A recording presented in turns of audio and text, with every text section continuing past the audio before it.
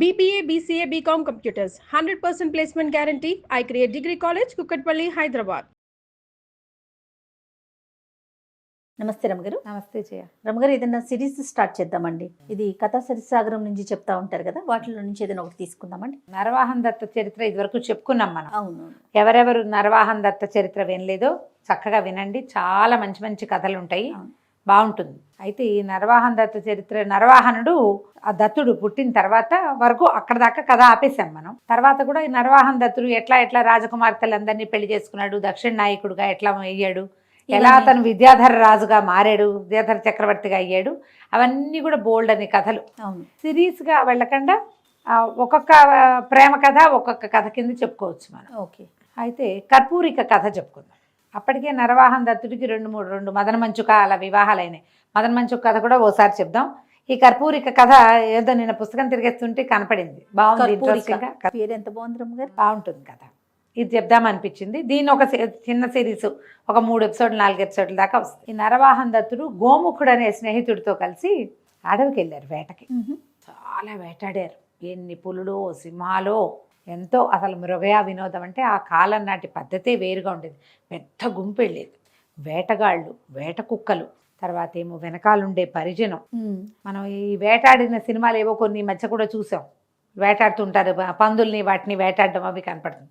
ఇట్లా చాలా ఏదో నలుగురు, ఒకళ్ళు ఇద్దరు అలా కాదు, కుప్పలు తెప్పలుగా వెళ్తారు. వెళ్ళి అక్కడి నుంచి జంతువుల్ని తప్పెట్లు మోగిస్తూ వీళ్ళున్న వైపుకి లీడ్ చేస్తారు, వాటన్నిటిని ఇటు తరుముతారనమాట. దానికోసం అడవికి 4 పక్కల ఉన్న ఈ కోయ జాతుల వాళ్ళకి కబురు చేసేవాళ్ళు, మేము వస్తున్నామంటే. వాళ్ళు అక్కడి నుంచి తప్పెట్లు మోగిచ్చారనుకో, అవన్నీ అడవి మధ్యలోకి వస్తాయి, రాజకుమారుడు కొట్టేస్తాడు. తర్వాత ఈ పల్లెల వాళ్ళందరికీ పంపకాలయ్యి మిగిలినవన్నీ శరీరాలు మోసుకొచ్చుకునేవాళ్ళు. ఇక్కడ వేటాడింది అంతా భోజనమే, అది తిననివి వదిలిపెట్టేసేవాళ్ళు, తిన్నవి అక్కడే పచనం చేసుకుని తినేవాళ్ళు. అన్ని రకాల సహజమైన సంగతే కదా. అయితే బయలుదేరారు, బాగా తిరిగాక సరే సాయంత్రం అయ్యేసరికి పిచ్చి పిచ్చిగా అలసిపోయారు. స్కందావారం విడిశారు ఒక చోట. విడిస్తే సరే రాజకుమారుడికి ఒళ్ళు నలుగు పెట్టి స్నానం చేయించడం అవి ఉంటాయి పద్ధతులు. ఇంత పరిగెత్తాడు కదా, బాగా గిసాజులు అయినాయి. మరి స్నానం చేయించారు, కొంచెం ఒళ్ళు తేలిగ్గా ఉంది, రేపటికి సిద్ధంగా ఉంది బుద్ధి. మంచి పుచ్చ పువ్వులాగా ఉంది వెన్నెల. రోడ్డు దీని వైపుకి వచ్చాడు. బయటకు వచ్చి గోముఖుడిని పిలిచాడు. దాదా గోళీలు ఆడుకుందాం అని పిలిచాడు. పిలిస్తే రాజకుమారుడు, ఇతనికి ఏదో పెద్ద వయసు ఉందని అనుకోకూడదు, 20-25 లోపల వయసు, చిన్నపిల్లవాడు. వివాహాలు అయినాయి కానీ కుర్రాడే, ఇంకా ఆట ధ్యాస మృగయా వినోదం అవి రాజ్యానికి రాలేదు, ఇంకా యువరాజుగానే ఉన్నాడు. ఓకే. సరే ఏమన్నాడు, గోముఖుడిని రావయ్యా మనం గోళీలు ఆడుకుందామంటే సరే గోళీలు అవన్నీ పట్టుకొచ్చారు. మధ్యలో రాత్రిపూట కాలక్షేపానికి ఆడుకోవడానికి మన వాళ్ళు పేక ముక్కలు అవి పట్టుకెళ్తారు. చిన్నపిల్లలు ఎక్కడికైనా వెళ్తే స్నేక్స్ అండ్ ల్యాడర్స్, లూడోలు అవి పట్టుకెళ్తారు. తర్వాత ఏమో యూనో కార్డ్స్ అవి పట్టుకెళ్తారు. అట్లా వీళ్ళు కూడా చాలా సరంజామా తెచ్చారు. గోళీకాయలు పట్టుకొచ్చాడు గోముఖుడు. ఈ గోళీలు ఆడుతుంటే ఇదేమిటి, దూరం నుంచి నిలబడి ఆ కంచె దగ్గర పెట్టిన గోళీని అక్కడి నుంచి కొట్టాలి. కొట్టి అది కొడితే అది ఎగిరినది ఆ గోళీ ఒకటి కంచెలో పడాలి, అప్పుడు గెలిచినట్టు. అది ఆట అనమాట. ఎవరైనా గోళీకాయలు తెలుసా ఆట? చిన్నప్పుడు ఆడేవా నువ్వు? గోళీలు ఆడలేదు అమ్మగారు. ఇలా ఆడేవాళ్ళం, బాగా ఆడుకునేవాళ్ళం. మేము 7 పెంకులు ఆడేవాళ్ళం. మేము 7 పెంకులు ఆడేవాళ్ళం, చెర్ర ఆడేవాళ్ళం, కబడ్డీ ఆడేవాళ్ళం. చెర్ర కూడా బాగా ఆడేవాళ్ళు మా చిన్నప్పుడు. అయితే ఈ గోళీలు ఆడుతున్నారు. ఈ దత్తుడు ఏం చేశాడు, దూరంగా నిలబడి ఒక గోలికాయని ఆ కంచె దగ్గర ఉన్న గోలికాయకి వేసుకుంటాడు. కొడితే ఒక కాయ కంచెలో పడింది. ఈ కొట్టిన కాయింది కదా, అది ఇట్లా నేలకి పడి దూరంగా ఎవరో ఒక తాపసి నడిచొస్తోంది, ఆమెకి తగిలింది. ఆమె గట్టిగా అమ్మా అంది. వీళ్ళకి తెలిసింది ఎవరికో దెబ్బ తగిలిందని. ఎవరో వస్తున్నారు చీకటి మాటనని గబగబా వెళ్ళేసరికల్లా ఆవిడ ఉత్సాహంగా పరుగులు పెడుతున్న దత్తుడిని చూసి ఆవిడ ఏమంది, చాలా ఉత్సాహంగా ఉన్నావు, ఏమిటి ఇంత పేటరేగిపోతున్నావు? యువరాజుగా ఉండగానే ఇంత పేటరేగిపోతే రేపొద్దున రాజయ్యాక, విద్యాధర చక్రవర్తి అయ్యాక, ఉన్నవాళ్లతో పాటు కర్పూరికను కూడా పెళ్లి చేసుకున్నాక నువ్వు ఎంత పేటరేగిపోతావో అంది. అనేసరికి వీళ్ళకి కర్పూరిక పేరు ఆకర్షించింది దత్తుడు. కర్పూరిక ఎవరండి అన్నాడు. లేకేమి ఉందే కర్పూరిక, కర్పూర ద్వీపకు రాజకుమార్తె, ఆమెకు మగవాళ్ళ మొహమే గిట్టదు. ఆవిడని పెళ్లి చేసుకుంటే నీ పని బాగుంటుందండి. ఏమిటి మగవాళ్ళ మొహమే గిట్టని రాజకుమార్తెను ఎట్ట పెళ్లి చేసుకుంటారు? ఆమె గిట్టదు.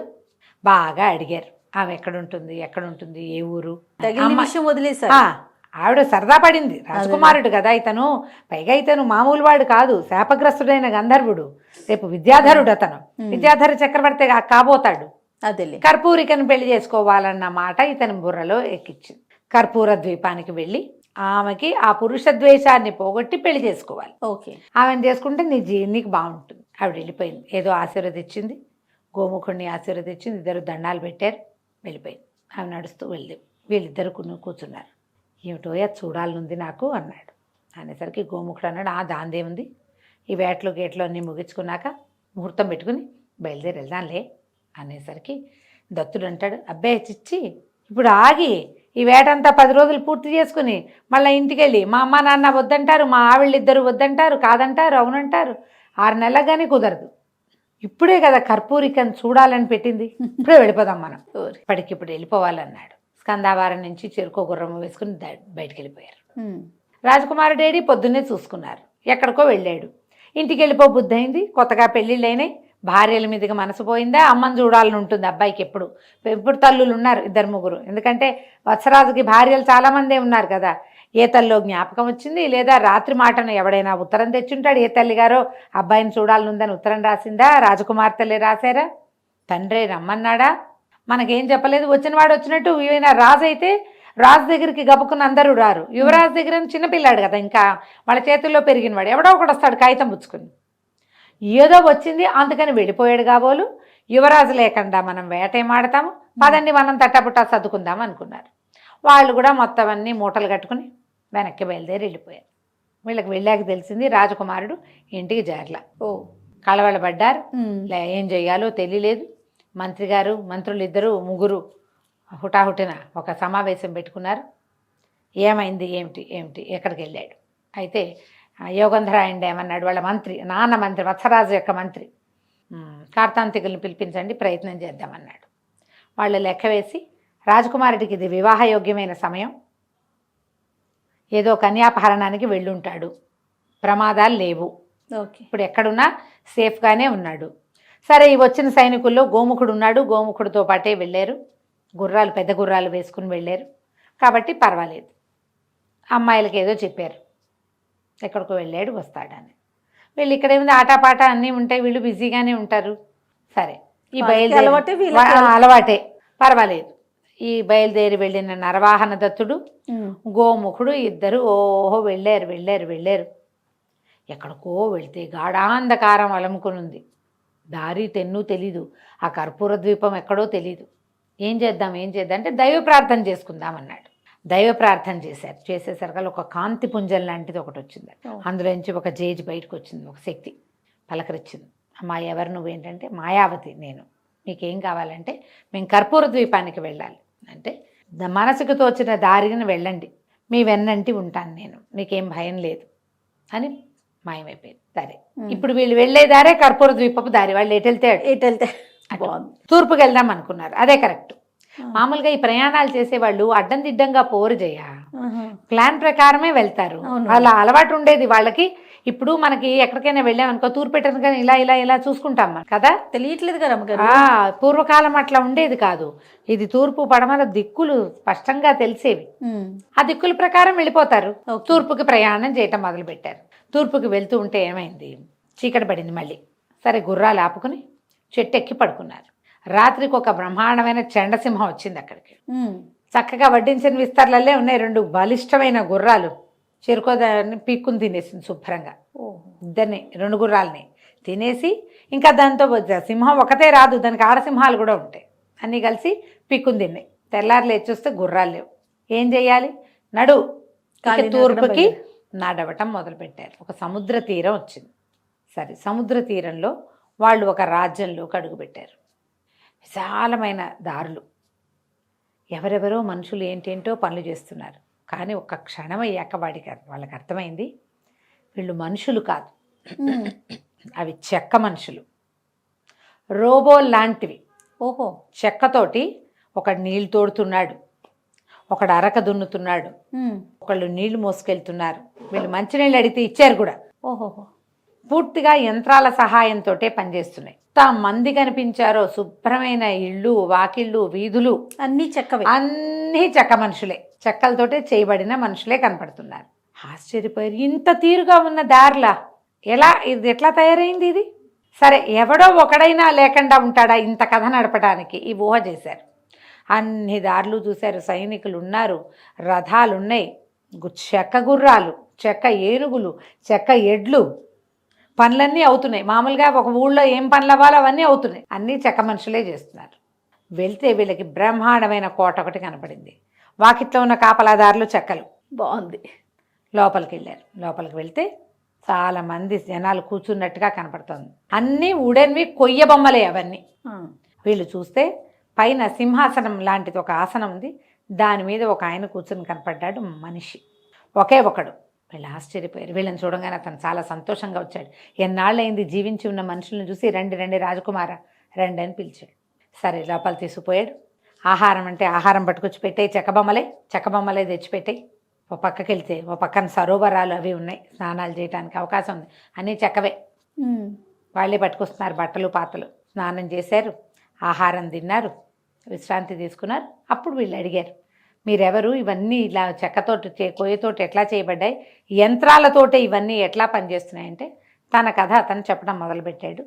ఈ చెక్కల కథ ఏమిటో మనం వచ్చే భాగంలో తెలుసుకుందాం. చాలా బాగుంది రమ్మగారు. మనం ఏదో రోబోస్ని కనిపెట్టేసాం అనుకుంటున్నాం. చూడండి, పాత ఎప్పటి కథల్లో ఉంది, ఇది ఆల్రెడీ ఉంది చూడండి. అదే కదా. నమస్తే రమ్మగారు. నమస్తే.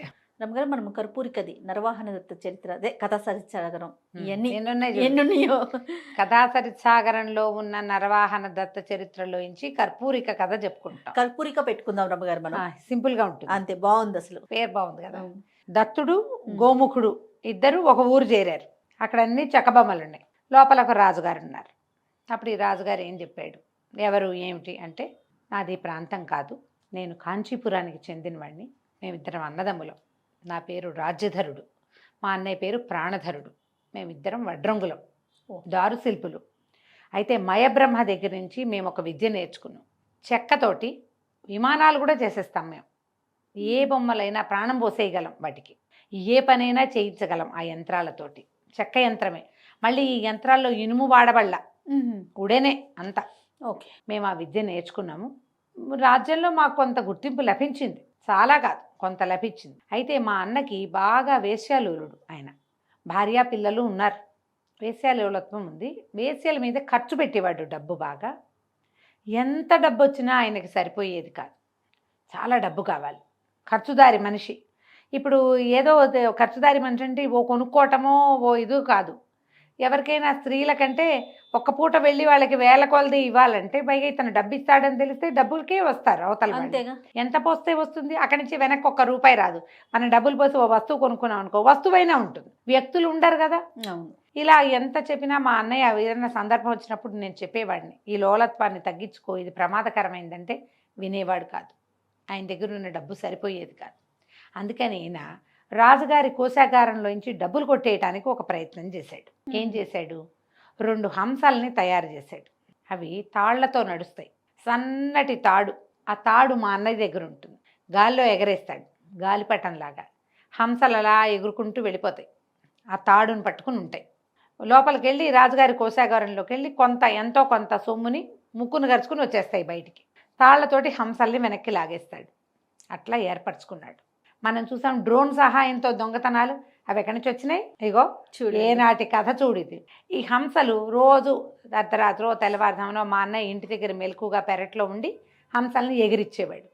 చెక్క హంసలు వాటి దారిలో పోయేవి, పట్టుకొచ్చేవి. దూరం నుంచి చూస్తే అది హంసలాగానే ఉంది. అది దొంగతనం చేయబోతోందని ఎవరికి తెలియదు. ఇట్లా చేసేవాడు. రాజుగారి కోశాగారంలో చాలా సొమ్ముండి మొదట్లో తెలియలే. క్రమంగా ఒక్కో వస్తువు తరిగిపోతూ ఉండేసరికల్లా వాళ్ళకి తెలిసింది దొంగతనం జరుగుతోందని. చీమలు కూడా రాకుండా కట్టుదిట్టం చేశారు. నేల మీద నుంచి చీమ కూడా రాదు. ఆకాశంలో నుంచి, గవాక్షాల్లో నుంచి, తర్వాత వాతాయనాలు ఉంటాయి, కిటికీలు. వాతాయనం అంటే కిటికీ. ఇవి ఉంటాయి కదా, మన ఏమంటారు దాన్ని, పై వైపున ఉండేవి చిన్న హోల్స్, వెంటిలేటర్స్. వాటిల నుంచి వెళ్ళిపోతాయి ఆ హంసలు, పైనుంచి వెళ్ళిపోతాయి. అతనికి తెలుసు, మేము ఈ రాజ్యంలో రాజుగారికి చాలా పనులు చేసాం. ఏ పక్కన ఏ సందులున్నాయి, ఏ గొంతులున్నాయి, ఎక్కడ వాతాయనాలు ఉన్నాయి, ఎక్కడ పెద్ద కిటికీలు ఉన్నాయి, మాకు స్పష్టంగా తెలుసు. మా అన్నయ్య ఈ ప్రయత్నం చేసేవాడు. చూడగా చాలా రోజులకి మొత్తానికి ఇట్లా హంసలు వస్తున్నాయి లోపలికని కనిపెట్టారు. కనిపెట్టి ఈ సన్నటి తాళ్ళ ఆధారంగా ఇవి వస్తున్నాయని తెలిసి తాళ్ళు కత్తిరించేశారు. తాళ్ళు కత్తిరించేసరికి వాళ్ళు హంసలు అక్కడ పడిపోయినాయి. వాళ్ళు కొట్టారు, ఏదో వేటి కొడితే తాడు తెగిపోయింది. తాడే వాళ్ళు ప్రత్యేకంగా తాళ్ళు వాళ్ళకి కనపడి ఉండకపోవచ్చు బహుశా, ఎందుకంటే ఆ సన్నటి తాడు లాగేవాడికి తెలుస్తోంది కానీ కనపట్టల్లా. పైకి ఇట్లా మనం ఆకాశంలో చూస్తే దారం ఎగురుతోంది అనుకో, కనపడుతుంది. కనపడనంత సన్నటి థ్రెడ్ అది. వీళ్ళు హంసల్ని కొట్టారు, అవి తాళ్ళకి తగిలి తాడు తెగి హంసలు పడిపోయినాయి.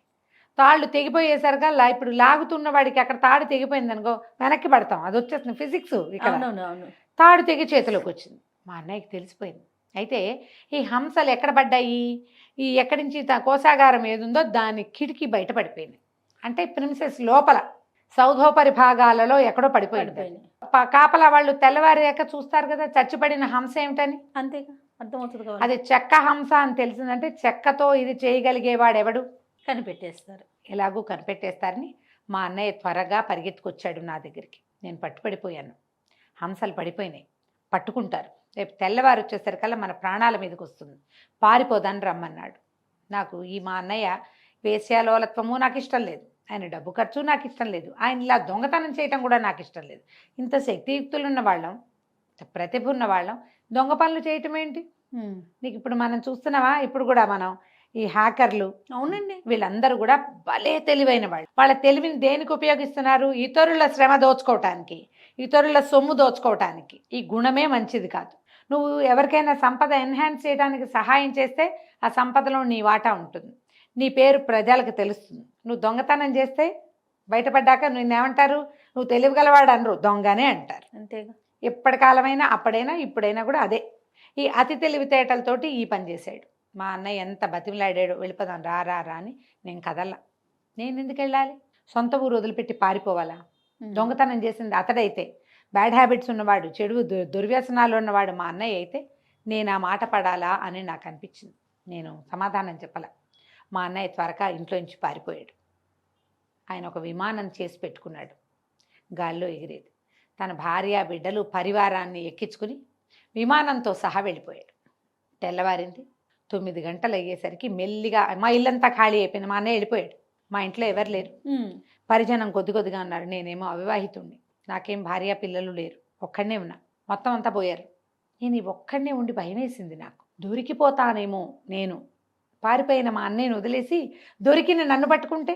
సరే అన్నయ్య ఎటు వెళ్ళాడేదో చూద్దామని నేను తయారు చేసుకున్న విమానం ఉంటే దాన్ని చకచక సరి చేసుకుని విమానం ఎక్కి పారిపోయాను.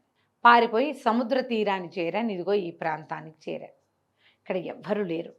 ఏనాటిదో ఈ కోట. సరే ఏం చేయలేకపోయాను, ఏం చేయాలో తెలియలే. అయితే ఏమైంది, ఒంటరిగా ఎంతో కాలం ఇక్కడే ఉండిపోయాను. 3-4 రోజులున్నా. ఆహారం ఆకలిస్తోంది, ఏం చేయాలో తెలియదు. నిద్రపోతే నాకు కల్లో ఒక బాలుడు కనపడ్డాడు, బ్రహ్మచారి కనపడి, రాజ్యధర నువ్వు ఇక్కడే ఉండు, ఇది నీ రాజ్యం, నువ్వు ప్రాణాల మీద ఆశ తీపి మానుకోవద్దు, నీకు మంచి రోజులు వస్తాయి, ఆకలిస్తే మధ్యమపురానికి వెళ్ళు అని చెప్పారు కల్లో. చూసుకున్నాను మధ్యమపురం ఎక్కడుందా అని. ఇక్కడి నుంచి కొంత వెనక్కి వెళ్ళాలి. ఆ మధ్యమపురానికి వెళ్తే అక్కడ బంగారు పాత్రల్లో వడ్డించిన పదార్థాలు ఉన్నాయి. శుభ్రంగా పెట్టుకుని తిన్నాను. అక్కడ పళ్ళే తిన్నా. పళ్ళు ఎన్ని రోజులు తిని ఉంటాను? రోజు అన్నం తినేవాడు తినలేడు, పళ్ళు ఎక్కువ రోజులు. ఆహారం తిన్నాను. పాత్రలు అక్కడ వదిలిపెట్టి మళ్ళీ ఇక్కడికి వచ్చాను. సరే క్రమంగా ఇక్కడంతా పెద్ద పెద్ద చెట్లు, దారు శిల్పాలకి అనువైనటువంటి మహావృక్షాలు ఉన్నాయి. ఒక్కో చెట్టు కోసి నాకు కావాల్సినట్టుగా ఒక్కొక్క ఆకారం చేశాను. మొత్తం ప్రజలందరినీ ఈ చెక్కలతోటే చేశాను. అతను కొంచెం వృద్ధుడైపోయాడు, పెద్దవాడైపోయాడు. ఎన్నేళ్ళో అయింది అతను వచ్చి. ప్రాణాల మీద ఆశ వదులుకోవద్దు అని ఆ కల్లో చెప్పిన వాడు కుమారస్వామి అని నేను భావించాను. రోజు మధ్యంపురానికి వెళ్ళి భోజనం చేసి వస్తా. నేను వెళ్ళేసరికి అక్కడ ఆహారం సిద్ధంగా ఉంటుంది. అక్కడికి వెళ్ళి తింటాం, వచ్చి కూర్చొని బొమ్మలు చేసుకోవటం. నాకు కావాల్సిన బొమ్మలు చేసా. వీళ్ళతో అన్ని పనులు చేయించేస్తున్నా. మాటలే ఉండవు, ఏ పని కావాలన్నా చేస్తారు. యంత్రాలన్నీ అన్ని పనులు చేస్తారు. సేమ్ డిట్టో రోబో అంతే. ఇప్పుడు శంకర్ గారు ఎక్కడి నుంచి పుట్టించాడు రోబోని? అదే కదా కదా కదా. అవును గారు. ఎంత పాత కథ జయ, ఇది 1000 సంవత్సరాల క్రితం రాయబడింది. పైశాచి భాషలో రాసింది కదా కథా సరిత్సాగరం. గుణాఢ్యుడు రాసిన కథలు కదా ఇవి. మరి ఏనాటి పైశాచి భాష? సూపర్ కదండి. ఇవేనేమో మూలాలు, అందులో ఏ అనుమానము లేదు. అవునండి. అక్కడి నుంచి నేను ఒక్కడే ఉంటున్నా. ఎప్పుడో నాకు మంచి రోజులు వస్తాయని. మాటలు లేవు కానీ వీళ్ళు ఉన్న వాళ్ళందరూ అన్ని ఆజ్ఞలకి పనులు చేస్తారు. సరే మీరు ఉండండి, ఈ పూట ఇక్కడే ఉండండి అని అడిగాడు. ఉండండి, కొద్ది రోజులు ఉండండి అన్నాడు. పెద్ద ఆయన అడుగుతున్నాడు కదా, ఉందామనుకున్నారు. సరే వెనక్కి వెళ్ళాడు, తీసుకెళ్ళారు. అక్కడ ఏవో చెట్ల పళ్ళు కనపడుతున్నాయి, ఆకలి వేస్తున్నాయి వీళ్ళిద్దరికి. పళ్ళు కోసుకుంటుంటే వద్దు వద్దు పళ్ళు ఎందుకు, స్నానం చేయండి అని చెప్పి స్నానాలు చేయించి మధ్యమపురానికి తీసుకెళ్తే ముగ్గురికి సరిపడా ఆహార పదార్థాలు ఉన్నాయి అక్కడ. చక్కగా ఇప్పుడప్పుడే బయలుదేరి 5-6 రోజులు అయిపోయింది. షడ్రసోపేతంగా శుభ్రంగా హాయిగా తిన్నారు. వచ్చి ఇక్కడ రెస్ట్ తీసుకున్నారు. రెస్ట్ తీసుకున్నాక మేము వెళ్తామంటే ఇతను ఏమన్నాడంటే, ఒక విమానం ఇస్తాను మీకు, మీరు ఇక్కడి నుంచి వెళ్ళడానికి వాడుకోండి అని చెప్పాడు. ఇక మేము వెళ్ళాల్సింది ఎక్కడికి, కర్పూర ద్వీపం, కర్పూరిక అనే అమ్మాయిని చూడడానికి వెళ్ళాలి చెప్పారు. సరే ఈ కథ అంతా విన్నాక ఆయన అన్నాడు, మీరు ఈ చిన్న విమానం తీసుకుని వెళ్ళండి, వచ్చేటప్పుడు మళ్ళీ మీరు రావచ్చని, అది ఎట్లా వాడాలి అవన్నీ వీళ్ళకి నేర్పించాడు. రాజధరుడి దగ్గర కొద్ది రోజులు గడిపి అతనిచ్చిన చిన్న విమానంలో వీళ్ళిద్దరూ నరవాహన దత్తుడు గోముఖుడు ఇద్దరు కలిసి బయలుదేరి వచ్చారు. ఈ కర్పూర ద్వీపానికి వెళ్ళారనమాట. కర్పూర ద్వీపానికి వెళ్తే అదొక అందమైన చక్కటి ద్వీపం. ఎంత బాగుందో ఊళ్ళు, చాలా బాగుంది ఊరు. రాజభవనాలు అవి బాగున్నాయి, తోటలు దొడ్లు బ్రహ్మాండంగా ఉన్నాయి. సరే వీళ్ళు ఏం చేశారు, ఒక ముసలావిడ ఇంటికి వెళ్ళారు. వెళ్ళాక భోజనం చేశారు. ఆవిడకి ఏదో కొంత డబ్బులు ఇచ్చారు. అడిగారు, కనుక్కున్నారు, ఏమిటి మీ రాజకుమార్తె ఎవరు, రాజు ఎవరు, రాజుగారికి ఎంతమంది పిల్లలు ఏమిటి అంటే అని రాజకుమార్తె విశేషాలు చెప్పమంటే, ఆ ప్రతి కొత్త ఊరి కుర్రవాడికి రాజకుమార్తె సంగతే కావాలి అని చెప్పి, రాజకుమార్తె పరమాద్భుత సౌందర్యవతి, తండ్రి ఆమెకి వివాహం చేయాలని అనుకుంటున్నాడు. పిల్ల పేరు కర్పూరిక, నిజంగానే కర్పూరపు బొమ్మలాగానే ఉంటుంది, కానీ ఆమె పురుషద్వేషిణి, పరమద్వేషం, పురుషద్వేషం ఆవిడికి. ఆమెకి ఇష్టం లేదు పెళ్లి చేసుకోవటం, వివాహం చేసుకోనని చెప్పేసింది. కాబట్టి వివాహ ప్రయత్నాలు ఏమీ జరగట్లేదు. అంటే ఆమెకు పురుషద్వేషం ఎందుకుందో చెప్పమన్నాడు దత్తుడు. నాకు కాదు, నా కూతురు కొద్దికాలం పనిచేసింది, ఆమె తెలుసుకుంది ఈ సంగతి ఏమిటో. ఈ అమ్మాయి చిన్నప్పుడు ఎప్పుడో, అంటే చిన్నప్పుడు దీని ముందు జన్మలో భార్యాభర్త 2 హంసలు. అయితే ఈ హంసలుగా జన్మించినప్పుడు ఆమె తన సంసారాన్ని పోగొట్టుకుంది. ఓకే. పెద్ద వానొచ్చి తుఫాన్ వచ్చి పిల్లలు పోయినాయి. ఆ పిల్లల మీద దుఃఖంతో తను కూడా చచ్చిపోదాం అనుకుంది. భర్త ఏమో కాదు జీవించి ఉండాలి మనం, ఇంక మళ్ళీ పిల్లలు పుడతారన్నాడు. అంటే ఒప్పుకోలే. అట్లా సంతానం మీద ప్రీతి లేని ఆ పురుషుణ్ణి, మగవాడిని ద్వేషించింది ఆమె. దాంతో మరణించింది. సముద్రంలో దూకి ఆత్మహత్య చేసుకుంది. ఆ పురుష ద్వేషంతో ఈ అమ్మాయి పుట్టింది. ఓహో. మగవాళ్ళు అలాగే ఉంటారు. ఇప్పుడు పిల్లలు చచ్చిపోతే తల్లిని ఎట్లా ఓదార్చాలి, మళ్ళీ పుడతారులే అనొచ్చా? తప్పు కదా. అంత మాట అన్నాడు కాబట్టి మగవాళ్ళంతా దుర్మార్గులుగా ఉంటారని అమ్మాయి నమ్ముతుంది. అదే, అందుకని పెళ్ళొద్దంటోంది అని చెప్పింది. ఇప్పుడు ఈ పురుషద్వేషినిగా ఉన్న రాకుమార్తెని ఎలా పురుష ప్రేమికురాలుగా మార్చాలో చూడాలి. మళ్ళీ మనం వచ్చే భాగంలో ఈ సంగతి తెలుసుకుందాం. తప్పకుండా రమ్మగారు. నమస్తే. నమస్తే గారు, మనము కర్పూరిక సిరీస్ చెప్పుకుంటూ ఉన్నాం. 2 భాగాలు చెప్పుకున్నాం, 3వ భాగంలో ఉన్నాం. నరవాహన దత్తుడి 3వ భార్య కథ. నరవాహన దత్తుడు గోముఖుడు ఇద్దరు ఒక పూటకోళ్ళమ్మ పేదరాశి పెద్దమ్మ గారి ఇంటికి వెళ్ళారు. పెద్దమ్మ చెప్పింది ఏమిటి, యువరాణి పూర్వజన్మలో ఒక హంసి ఒక చందన వృక్షం మీద ఉండేది. సముద్ర పాలల తాకిడికి, తుఫాన్ తాకిడికి పిల్లలు చనిపోయినాయి. ఆవిడ పరమ దుఃఖంతో పరమేశ్వరుడిని, నా పిల్లలు నాకు ఇచ్చేయండి. పరమేశ్వరుడు ఇవ్వలేదు. దుఃఖంతో ఉంటే భర్త వచ్చి ఆవిడ్ని, మనం మళ్ళీ గుడ్లు పెడదాం ఏం పర్వాలేదు అనేసరికి, మగవాళ్ళు ఇట్లా దుర్మార్గులుగా ఉంటారని సముద్ర పొరలో పడి ఆత్మహత్య చేసుకుంది. ఒక రాజకుమార్తెగా పుట్టాలని శివుణ్ణి ప్రార్థించింది. ఆవిడ రాజకుమార్తెగా పుట్టింది. పూర్వజన్మ స్మృతి ఉంది కాబట్టి మగవాళ్ళు దుర్మార్గులు కాబట్టి నేను పెళ్లి చేసుకోను అంటోంది యువరాణి. అనేసరికల్లా ఆ మాటలు వినంగానే ఈయన ఆశ్చర్యపోయాడు దత్తుడు. అయితే ఇంకా యువరాణికి పెళ్లి కానట్టేనావా అన్నాడు. అనేసరికి ఎందుకు కాదు, యువరాణికి పెళ్ళి అవుతుంది తప్పకుండా. ఆమెకి జోస్యం చెప్పబడింది, మామూలు వాడు కాదు, విద్యాధర రాజు అయ్యేవాడెవడో ఒకడొచ్చి అమ్మాయిని వివాహం చేసుకుంటాడు. వద్దంటోంది ఏదో అనేసరికల్లా వీళ్ళకి నవ్వొచ్చింది ఇద్దరికి. విద్యాధర చక్రవర్తి అవుతాడు నరవాహన దత్తుడు, అతను పుట్టినప్పుడే ఉంది ప్రాఫెసీ, అది చెప్పబడింది కదా, అసలు ఆకాశవాణి చెప్పింది ఆ మాట. వీళ్ళిద్దరూ నవ్వుకున్నారు. అయితే ఆవిడకి అనిపించింది, కుర్రవాడు వచ్చినవాడు మామూలుగా లేడు, చాలా ప్రత్యేకమైన స్వరూపం, అందగాడు, ఆజాన్బాహువు, ఏం మాట్లాడినా అన్నీ ఇతనికి తెలుసు అని అర్థమయ్యేలాంటి ఒక కనిపిస్తోంది అతని తీరులో. అయితే ఆవిడ ఏమందంటే, నాయన ప్రయత్నం చెయ్యి, రాజకుమార్తె నీదే కావచ్చు, విద్యాధర రాజుకి ఉండవలసిన లక్షణాలన్నీ కనిపిస్తున్నాయి నీలో, నువ్వే కావచ్చు రాజకుమార్తెకి భర్తవి అనేసరికి వీళ్ళిద్దరూ సరే అనుకున్నారు. గోముఖుడు దత్తుడు ఇద్దరు మాట్లాడుకుని ఏం చెయ్యాలని మరునాటికి ఒక పథకం ఆలోచించారు వాళ్ళు. ఏం చేశారు, ఇతను ఒక యతి వేషం వేసుకున్నాడు. ముందు రాజకుమారుడి వేషంలో ఉన్నాడు ఇక్కడ ముందు Okay. వచ్చినప్పుడు. ఇప్పుడు యతి వేషం అంటే ఏమిటి, కాషాయ వస్త్రాలు, జుట్టు కొంచెం పైకి ముడి, దండక మండలాలు, భుజాన ఒక వేలాడుతూ ఒక సంచి, యతీశ్వరుల వేషం వేసుకున్నాడు. యతీశ్వరుల వేషం వేసుకుని అతని వెనకాల గోముఖుడు నడిచొస్తూ రాజప్రాసాదం దగ్గరికి రాగానే హంసి హంసి అని పెద్దగా అరుస్తూ ఏడుస్తూ గుండెలు బాదుకోవటం మొదలుపెట్టాడు. మహా దుఃఖంలో ఉన్నాడు. అది కరెక్ట్గా ఎక్కడుంది, అంతఃపురానికి దగ్గర. ఈ పెద్ద ఇంత ఎత్తు మనిషి, కాషాయ వస్త్రాలు, మామూలుగానే అతను చాలా అందమైన వాడు, ఈ బట్టలతోటి ఇంకా అతని అందం ద్విగుణీకృతం అయిపోయినట్టుంది. అంతవాడు గుండెలు బాదుకుని ఏడుస్తుంటే ప్రజలంతా చేరరు. అంతఃపురంలో ఉన్న ఆడపిల్లల వాళ్ళు వీళ్ళు అందరూ వచ్చి చూడడం మొదలు పెట్టారు. ఒకళ్ళు ఇద్దరు పరిగెత్తుకుంటూ వెళ్ళి యువరానికి చెప్పారు, అక్కడ ఏదో వింత జరుగుతోంది, ఎవరో ఒక యతి హంసి హంసి అని ఏడుస్తున్నాడు, గుండెలు బాదుకుంటున్నాడు, మరి చూడటానికి మహాశోభగా ఉన్నాడు, చూద్దు కానీ రారా అని తీసుకెళ్ళాడు. యువరాణి కూడా వెళ్ళింది. వెళ్ళేసరికల్లా ఈ హంసి హంసి అని గుండెలు బాదుకుంటున్నవాడు ఠక్కిన ఆ గుండెల మీద చేతులు ఉంచుకుని అట్లాగే యువరాణికి వేసి చూడడం మొదలుపెట్టాడు. ఈ పక్కన చిలక తిరిగింది, ఎవరో ఈయనెవరు, ఎందుకు ఇట్లా బాధపడుతున్నాడంటే, ఏం చెప్పాలమ్మా, ఇతని గురించి చెప్పడానికి మాటలు లేవు. ఆయన పూర్వజన్మలో తన భార్య అయిన హంసిని వెతుక్కుంటూ ఈ నగరానికి చేరాడు.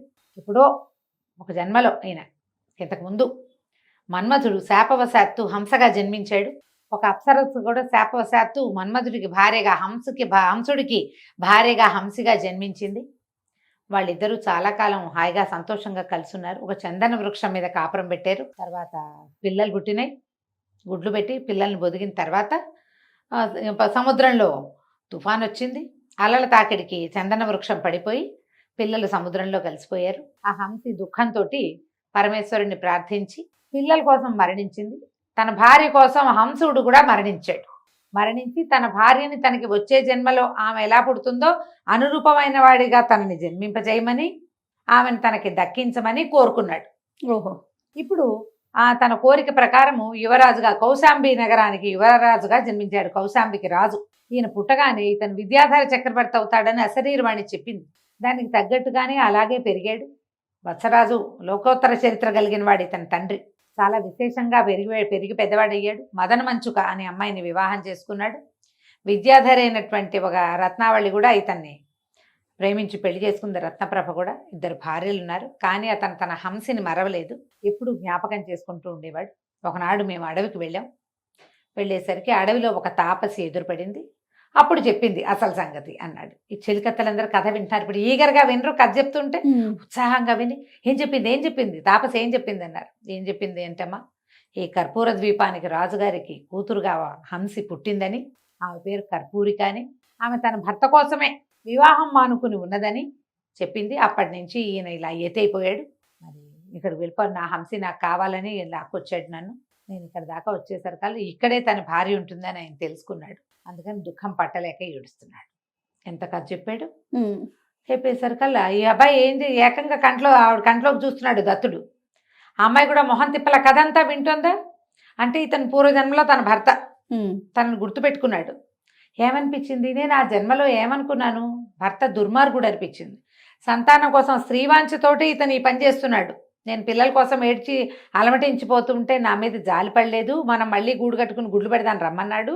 దుర్మార్గుడు, దౌర్భాగ్యుడు, మగబుద్ధి అని నేను ఆత్మహత్య చేసుకున్నాను. కానీ ఇతను నా వెనకాలే ప్రాణత్యాగం చేశాడు.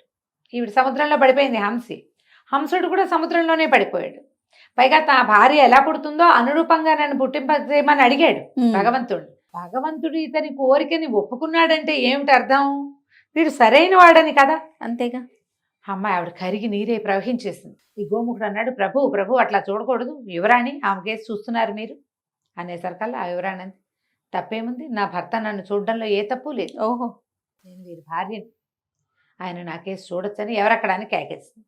వాళ్ళంతమంది వచ్చారు సైనికులు, వాళ్ళు వీళ్ళు. రాగానే వీళ్ళకి మంచి ఏర్పాట్లు చేయండి, స్నానం సంధ్యాతులు చూడండి అని చెప్పి అప్పచెప్పేసరికి సరే తీసుకుపోయారు. యువరాజుని, ఆయన స్నేహితుడిని నరవాహన దత్తుడిని, గోముఖుడిని రాజాస్థానం లోపలికి తీసుకుపోయి ఓ భవనం కేటాయించి స్నానం సంధ్యాతులకు అరేంజ్ చేశారు. అన్ని ఏర్పాట్లన్నీ చేశారు. సరే ఈవిడేం చేసింది, తండ్రి గారు ఖాళీగా ఉన్నారేమో కనుక్కోమని కబురు చేసింది. ఆయన ఎప్పుడెప్పుడు కూతురు రమ్మంటుందా అని చూస్తున్నాడు. సరే పిలిస్తే వెళ్ళింది. అప్పుడు ఆమె చెప్పింది, నా తండ్రి నేను నీకు ఒక కథ చెప్పాను కదా, పూర్వజన్మలో నేను హంసినని, నా భర్త దౌష్ట్యం వల్ల నేను ఆత్మహత్య చేసుకున్నానని, నా భర్త నా కోసం జన్మించాడు, అతనే నన్ను వెతుకుంటూ వచ్చాడు, నాకు అతనితో వివాహం చేయండి అనగానే రాజుగారు ఆశ్చర్యపోయాడు. ఎవరు ఏమిటి అన్నీ కనుక్కున్నాడు. కౌశాంబి యువరాజు, అతనికి ఆల్రెడీ చాలా పేరుంది, వత్సరాజు చాలా గొప్ప పేరు కలిగిన రాజు. ఆయన వివాహాలు అన్నీ ప్రత్యేకమైనవే కదా. ఈయనకు విద్యాధర చక్రవర్తి కాబోతాడని విని, మా అమ్మాయికి ఇట్లాగే విద్యాధర చక్రవర్తి కాబోయేవాడే వివాహం చేసుకుంటాడని ఉన్నది. మేము అమ్మాయిని పెళ్లి కోసం అడిగితే అమ్మాయి ఏమో ఈ మాటలు చెప్పింది. ఇదంతా ఎట్లా సానుకూల పడుతుందా అని చాలా బెంగపెట్టుకుని ఉన్నాను నాయన. సమయానికి ఎదురొచ్చావు, కలిసి వచ్చే కాలానికి నడిచొచ్చే కొడుకులాగా నువ్వే వరుడివే నడిచొచ్చావు, తప్పకుండా వివాహం చేస్తానని చెప్పి చక్కగా విశేషంగా పందిళ్ళు వేయించి పెద్దగా భోరణ వాయిద్యాలతోటి చక్కగా వివాహం చేశారు. భార్య భర్త పూర్వజన్మ సంగతులు కూడా కొన్ని మాట్లాడుకున్నారు. ఏముంది కథ అల్లటానికి, అవతల వాళ్ళు మొదలు పెడితే మన వాళ్ళు చుక్కలు పెట్టారనుకో మనం ముగ్గులు వేసేయచ్చు. ఆవిడతో చుక్కలు పెట్టించి ఈయన ముగ్గులు కలిపి మొత్తానికి మన ఇద్దరం ఒకే జాతి వాళ్ళమని ఆమెని నమ్మించాడు. సరే వివాహం అయిపోయింది. అయిపోయాక మేము మా రాజ్యానికి వెళ్ళిపోతాం, మేము ఇంట్లో చెప్పలేదు, రాజ్యంలో మేము కబురు చేయలేదు, ఇంచుమించు మేము బయలుదేరి నెల రోజులు అయిపోయింది, నేను ఏమైనా తీసుకెళ్తానన్నాడు.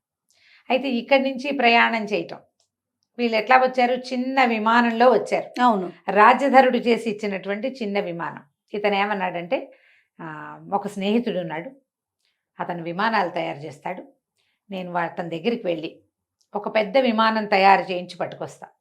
ఇది ఎందుకంటే ద్వీపం, ఇక్కడి నుంచి ప్రయాణం సంవత్సరంన్నర పడుతుంది, విమానంలో వెళ్తే తొందరగా వెళ్ళిపోతాం అనేసరికల్లా ఈ అమ్మాయింది, ఎందుకు అట్లా, మన దగ్గరే విమానాలు తయారు చేసేవాడు ఉన్నాడు, మన దగ్గర ఒక బ్రహ్మాండ నాయకుడు ఉన్నాడు, నేను అతన్ని పిలుస్తానంది. ఈవిడ ఏ బ్రహ్మాండ నాయకుడిని పిలిచిందో, వాళ్ళు ఎలా కౌశాంబికి చేరారో మనం వచ్చే భాగంలో తెలుసుకుందాం. తప్పకుండా. నమస్తే. నమస్తే రమ్మగారు, మనం కర్పూరిక చివరి భాగంలో ఉన్నాం. కర్పూరిక ఎలా వెళ్ళారు అందరూ? నరవాహన దత్తుడికి వివాహం అయింది. ఈ రాజుగారు ఎంతో ప్రేమతోటి, ఆ కర్పూర ద్వీపపు రాజుగారు కుమార్తెనిచ్చి వివాహం చేసినప్పుడు కొన్ని వందల బస్తాల కర్పూరాన్ని ఇచ్చాడట వీళ్ళకి. ఆ ప్రాంతంలో అది దొరుకుతుందన్నమాట. కర్పూరము, తర్వాత బోల్డంతి వజ్రాభరణాలు, మణులు, మాణిక్యాలు, ధనము, దాసదాసి గణము, ఎన్నో గుర్రాలు, రథాలు అవన్నీ ఇచ్చాడు. ఇప్పుడు ఈ అమ్మాయిని కౌశాంబికి తీసుకెళ్లాలంటే మీకు ఇచ్చిన గిఫ్ట్లన్నీ మీరు మోసుకెళ్ళద్దు, మరి మోసుకెళ్ళాలి. అయితే వీళ్ళు ఏమనుకున్నారు, మేము వచ్చిన విమానంలో వెళ్దామంటే ఆ వాళ్ళు వచ్చిన విమానం నలుగురు పట్టేది, వాళ్ళిద్దరే వచ్చారు, అందులో ఇవన్నీ ఎలా పడతాయి? ఆ అమ్మాయి ఏమందంటే, మన దగ్గర ఒక అద్భుతమైన వాడు ఉన్నాడు, ఆయన ఏమంటున్నాడు, మాకు తెలిసిన వాడు ఒకడున్నాడు, విమానం చేసి ఇచ్చిన వాడు, అక్కడికి వెళ్ళి విమానం చేయించుకొస్తానన్నాడు. అక్కర్లేదు, మా దగ్గర ఇంకో వడ్రంగి ఉన్నాడు, అద్భుతమైన వాడు ఉన్నాడు, దారు శిల్పి, తను చాలా పెద్ద పెద్ద విమానాలు చేయగలడు, ఎక్కడికి కావాలంటే అక్కడికి ఆకాశంలో ప్రయాణం చేస్తాయి. ఇది ఏ కథ ఏనాటిదమ్మా? ఏనాటి కథ. అప్పట్లోనే విమానాలు, అప్పట్లో విమానాలు దారు శిల్పులు చెక్కతోటి చేశారు. ఎంతమంది కావాలంటే అంతమంది పడతారు దాంట్లో. అప్పటికి వాళ్ళకి విమానం ఎలా తెలుసో చెప్పు అసలు, మనం అది ఆలోచించాలా? వేదాల్లో ఉన్నాయిట అనగానే వీళ్ళంతా వెకిలి మొహాలు వేసుకుని వేదాల్లో ఉన్నాయిటగా కనుక్కోండి అని పిచ్చి కామెంట్లు అన్ని పెడతారు. వేదాల దాకా ఎందుకు? ఇప్పుడు ఈ కథ ఏనాటి కథ, ఎన్ని వందల సంవత్సరాల క్రితం రాయబడింది. గాలిలో ఎగిరేటువంటి చెక్కతో చేసిన సాధనాలు, యంత్ర సాధనాలు ఆ రోజుల్లో ఉన్నాయి ఒకటి. తర్వాత యంత్రాల సహాయంతో మనుషుల్లాగా పనిచేసేటువంటి సాధనాలు ఆ రోజుల్లో ఉన్నాయి. మనం ఇప్పుడు అది చెప్పుకుంటున్నాగా, రోబోలు ఉన్నాయి, ఈ గాల్లో ఎగురుతూ వెళ్తుంది కదా, దాన్ని ఏమిటో అంటాం మనం, ఇవి కెమెరాలు పెడతారు కదా, డ్రోన్ కెమెరాస్. ఈ డ్రోన్ తోటి వస్తువులు లిఫ్ట్ చేయటము అది ఆ రోజుల్లోనే ఉంది. ఎందుకంటే 2 హంసలతోటి లోపల నుంచి డబ్బులు తెప్పించారు వీళ్ళు, చెక్క హంసల్ని పంపించి సన్నటి తాళ్లతోటి, కంటికి కనపడని తాళ్లతోటి ఏర్పాటు చేసుకున్నారు. వాళ్ళు ఎక్కడో ఉన్నారు, వీళ్ళు ఎక్కడో ఉన్నారు. అంటే ఎలాంటి సాధనాలు ఉన్నాయమ్మా? 100%. ఈ ప్రజ్ఞ అంతా ఉన్నది కదా పాత రోజుల్లో. అయితే ఏమంది అమ్మాయి, అక్కర్లేదండి, మా దగ్గర ఇంకొక దారిశిల్పి ఉన్నాడు, మామూలు వాడు కాదు, అతన్ని కబురు చేస్తానని ప్రాణధరుడిని పిలుచుకురండి అని. వీళ్ళు ప్రాణధరుడు అనగానే ఈ పేరు మాకు తెలుసు అనుకున్నారు. వీళ్ళు విన్నారు కదా, ఈ ప్రాణధరుడే రాజుగారి దీంట్లో నుంచి, కోశాగారం నుంచి బంగారం కొట్టేసి పారిపోయినవాడు. అవును. సరే చూస్తే వచ్చాడు, చూసేసరికల్లా అతను కొంచెం పెద్దవాడే, పిల్లంటే చిన్నపిల్లలు, దత్తుడు 23-24 సంవత్సరాలు వాడు. అతను 50 దాటినవాడు, అంటే బాగా నడి వయసు దాటినవాడు. చూడంగానే గుర్తుపట్టారు. ఇవి చెప్పింది, ప్రాణధర మాకు ఒక విమానం తయారు చేసి వాళ్ళు నాకు ఇచ్చినటువంటి అన్ని సామాగ్రిని మాతో సహా తీసుకెళ్ళటానికి వీలుగా కావాలి, పెద్ద విమానాన్ని తయారు చేయటం మొదలుపెట్టింది. ప్రాణధరుడు అన్నాడు, ఎందుకమ్మా, నా విమానం ఉంది కదా, మొత్తం మీ సాధనాలన్నీ అందులో పడతాయి. అతను ఏం చేశాడు, అక్కడి నుంచి తన మొత్తం ప్రపంచాన్ని తెచ్చుకున్నాడు ఇక్కడికి పెద్ద విమానంలో. నా విమానంలోనే మీరు వెళ్ళిపోవచ్చు చూడండి అని చూపించాడు. చూపిస్తే వీళ్ళు గుర్తుపట్టారు. వీళ్ళు ఏ విమానంలో వచ్చారో అదే విమానపు నమూనా పెద్దది ఇది. వీళ్ళు చిన్నది తెచ్చుకున్నారు, 4 పట్టేది. ఇందులో 100 మంది పడతారు, కానీ సేమ్ అదే నమూనాలో ఉన్నది ఇక్కడ. ఓకే, సరే, వీళ్ళు మొహాలు చూసుకున్నారు. గోముఖుడు, నరవాహన దత్తుడు, అతడే అనుకొని ఇతడు ఎవరు, ఎక్కడి నుంచి వచ్చాడు, ఏమొచ్చాడు అని అమ్మాయిని కనుక్కుంటే కొన్ని సంవత్సరాల క్రితం, ఇంకా నేను నా పుట్టుకకి అటు ఇటుకు ముందుగానే ఇతను వచ్చాడు. మాకు తెలియని ఎన్నో సాధనాల్ని మాకు తెలియజేశాడు. ఈ భూగర్భంలో నుంచి మేము ఈ కర్పూరాన్ని దాన్ని తవ్వడానికి సాధనాలన్నీ ఇతనే ప్రాణధరుడే చేసి పెట్టాడు మాకు. సులువుగా చెట్టు ఎక్కడము, చెట్టు మీద నుంచి దిగే సాధనం ప్రాణధరుడే చేశాడు. మనిషి సహాయం లేకుండా, మనుషులు పనిచేయకుండా యంత్ర సహాయంతో భూమిని తవ్వేది ఇతనే ఇచ్చాడు. దానివల్ల మాకు సంపద పెరిగింది. మేము కర్పూరం ఎగుమతి చేస్తున్నాం. మేము ఇప్పుడు ఇది వరకు కొంత చేసేవాళ్ళం, ఇప్పుడు ప్రాణధరుడు వచ్చాక విపరీతంగా చేస్తున్నాం. మా ద్వీపం బాగా ప్రపంచ ప్రఖ్యాతి గాంచడానికి కారణం ప్రాణధరుడే. అందుకని అతన్ని మేము ఆస్థాన దారుశిల్పిగా ఉంచుకున్నాము. ఎక్కడికి వెళ్ళాలన్నా అతను మాకు సహాయం చేస్తాడు అనేసరికి వీళ్ళకి అర్థమైపోయింది, ఖచ్చితంగా వీడు వాడే అనేసరికి అప్పుడు అడిగాడు, కాంచీపురం నుంచి వచ్చావు కదా అని అనగానే గటుక్కుమంది. కాంచీపురంలో ఏం చేసి వచ్చాడు, దొంగ పని చేసి ఇక్కడ పారిపోతున్నాడు. ఎక్కడ కాంచీపురం, ఎక్కడ కర్పూర ద్వీపం, సముద్ర మధ్యంలో ఉంది. తమకెలా తెలుసు అన్నాడు. మీ తమ్ముడు పేరు రాజధరుడు కాదు అని అడిగాడు. అడగంగానే మొహంలో రంగులు మారిపోయినాయి ప్రాణధరుడికి. కాళ్ళు పట్టుకున్నాడు. అర్థమైపోయింది, ఎలా తెలుసు, తమరి మా తమ్ముడిని ఎరుగుదురా, మీ వయసు చూస్తే చాలా చిన్నది, రాజధరుడు ఏనాటివాడు అని వలవలా ఏడ్చాడు. రాజు, కాంచీపుర రాజు నా తమ్ముడిని ఏం చేశాడు, మీరు ఏ కథ విని ప్రశ్నిస్తున్నారంటే, ఈ మరి తనేమో పారిపోయి ఇచ్చేశాడు, తమ్ముడిని అక్కడ వదిలిపెట్టొచ్చాడు. వాడిని బతిలాడుకున్నా వాడు రాలా. కాంచీపురం రాజువారు పట్టుకుంటే ముందట శిక్ష పడేది ఉన్నవాడికేగా, అంతేగా. పారిపోయిన వాడిని వెతుకుతారు ఎప్పటికో, దొరికిన వాడిని ఎందుకు ఊరుకుంటారు, ఏ జైల్లోనో బారేసుంటారు. లేకపోతే ఏ మెడబొత్తరు ఇచ్చారో, ఏం చేశారో, ఏ ఊరికో ఇక నా తమ్ముడు వెళ్ళాడాడు. పరమ దుఃఖంతో కదిలిపోయాడు ప్రాణధరుడు. అయితే దత్తుడు అన్నాడు, నువ్వు కంగారు పడద్దు, నీ తమ్ముడు జవసత్వాలతో జీవించి ఉన్నాడు, చక్కగా ఉన్నాడు. మేము వచ్చిన విమానం అతను చేసి ఇచ్చింది, అతనే మాకు ఆ విమానాన్ని చేసి ఇచ్చాడని ఆ విమానాన్ని చూపించారు. ఆ విమానం చూసేసరికి అతనికి తమ్ముడు చూసినంత సంతోషించాడు.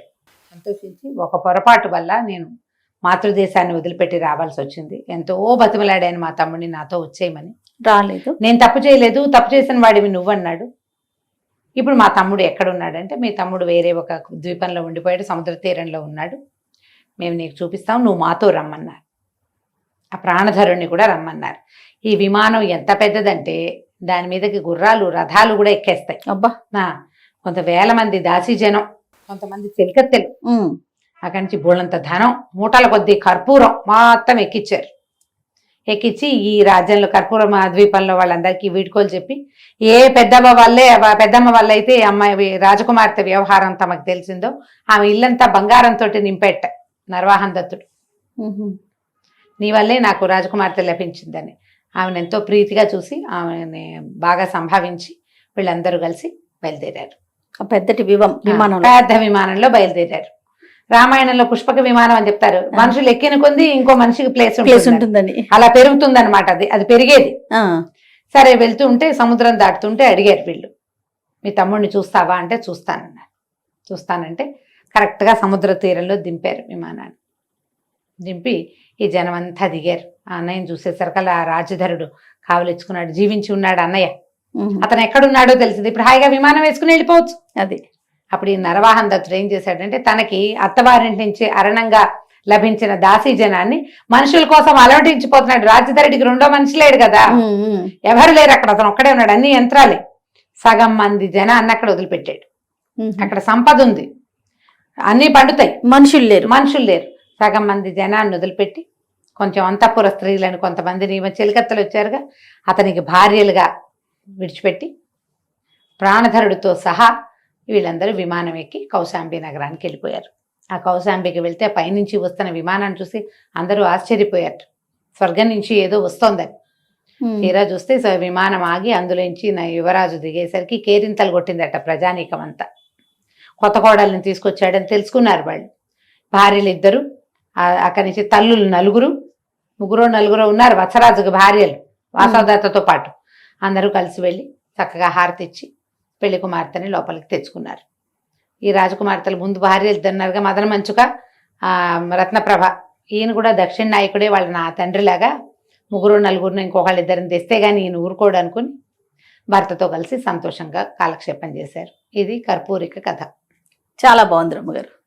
ప్రతి భాగం ఏ భాగానికి ఆ భాగమే ఇంట్రెస్టింగ్ గా ఉంది, చాలా ఇంట్రెస్టింగ్ అనిపించింది. ఇది అయిపోయింది. ఇలాంటివి ఇంకా కొన్ని కథలు మనకి అందులో దొరుకుతాయి, కొన్ని కథలు కనపడతాయి. అది దత్తుడికి సంబంధమే ఉండక్కర్లేదు. ఇది నరవాహన దత్తుడి కథ. అతను వివాహం చేసుకుని ఇంకో కథ కూడా మనం చెప్పుకోవచ్చు. ఇది ముందు ఇంట్రెస్టింగ్ గా ఉందని చెప్పాను. మదన మంచుకని ఎట్లా పెళ్లి చేసుకున్నాడు, రత్నప్రభని ఎలా చేసుకున్నాడు, ఆ కథలు కూడా మనం విడివిడిగా చెప్పుకుందాం.